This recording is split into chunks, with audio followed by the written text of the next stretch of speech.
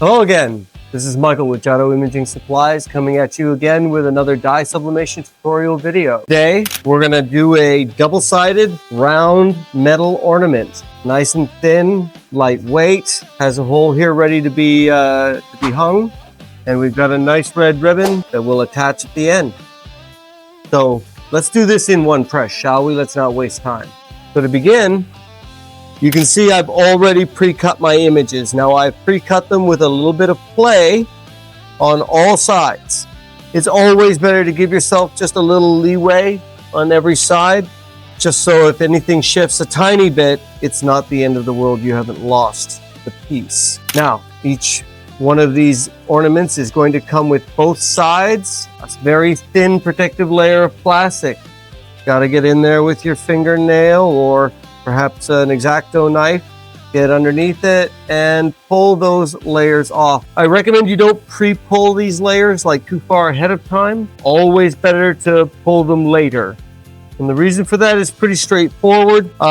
Those protective layers are on there for a reason. They are to make sure that that dye sublimation coating that is on each side here is fresh and really ready to receive those inks. All right. The next step, of course, is to then place. The only real trick to this is to make sure, of course, that your hole is on the high side. And the reason I pre-cut my image very close to size, but not exactly to size, is so that not being able to see to place it, I'm able to just match the top and bottom up. And I'm gonna almost create like an envelope for it to be inside. Again, make sure that I've got it face up. The worst thing, and if you've done enough, you've definitely done one upside down by now. But always try to remember to do them the right way up.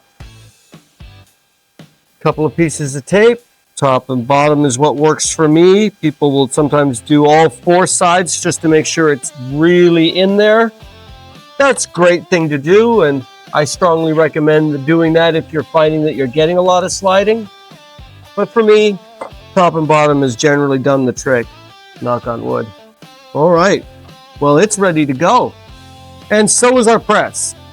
So today we're working with this Joto clamshell press. I'm gonna grab a fresh sheet of butcher's paper because this one's got some ink on it and I don't want that ink to transfer to our new design. The press is currently running at 375 for 90 seconds. And I would call this the light side of medium pressure. Gonna put this thing in, fold my butcher paper over it. You can use 2 sheets of butcher paper, a lot of people do.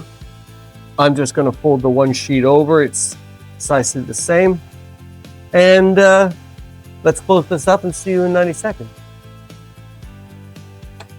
3, 2, 1, and pop goes the weasel. Sometimes you will see me working with ceramics and coasters and things, and maybe I don't put on gloves. This is metal. Always wear gloves when working with metal. Honestly, you should always wear gloves. Let's pull this out and see if we can't get a nice reveal out of it. Don't care about the paper that much. Oh, I think we've done it again.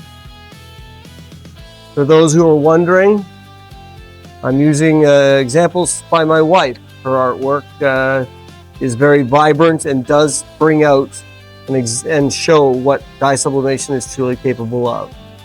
So all that's left now is to add our little ribbon. Now the way I like to do it, and there's more than one way, is to get the 2 ends together and put them into a single knot. One of the advantages of this is how easy it is to undo it after, and that's potentially something that you will want to do. Put that down. Try and get it as nice as you can. Nice big knot. And then, this part I won't be able to do without my glasses. If you have a preference for a side, fortunately I can say I don't in this case. I just slip this through the back, and there you go. Ready for a Christmas tree. Leave us a comment and let us know what you'd like us to dye sublimate next. And like and subscribe.